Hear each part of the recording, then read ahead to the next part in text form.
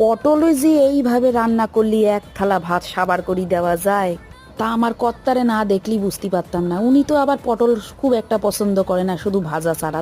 পটলের দুই মুখ কাটে একটু করে খোসা রেখে দিয়ে ভালো করে দুফালি করে পটলটারে কেটে ধুয়ে নিছি। কড়াইতে সর্ষের তেল গরম করে পটলটারে লবণ হলুদ দিয়ে ভাজে তুলে নেব। পটল ভাজা হয়ে গেলে ওর মধ্যে কালো জিরে আর শুকনো লঙ্কা ফোড়ন দিয়ে আদা কাঁচা লঙ্কা বাটা দিয়ে হালকা একটু নেড়ে সেড়ে ওর মধ্যে লঙ্কার গুঁড়ো, হলুদ গুঁড়ো, জিরের গুঁড়ো একটু জল দিয়ে গুলায় রাখিছিলাম সেটারও দিয়ে দেবো। ভালো করে দিয়ে একটু তেল ছেড়ে গেলে কাজু বাদাম আর পোস্ত বাটাটাও দিয়ে দেবো। দিয়ে ভালো করে কষাই নেব। নিয়ে যখন দেখবো তেল ছাড়িয়ে গেছে, ব্যাস এর মধ্যে ভেজে রাখা পটলখান দিয়ে মিনিট দুই একটু কষায়ে ফেটিয়ে রাখা টক দইটাও দিয়ে দেবো। দিয়ে ভালো করে নাড়াই দিতে হবে। একটু জল দিলে কিন্তু চলবো না, ওই টক দইয়ের জলেই এটা সেদ্ধ হয়ে যাইব। ব্যাস নামানোর আগে সামান্য চিনি, চেরা কাঁচা লঙ্কা, ঘি, গরম মশলা দিয়ে নামাই নেব।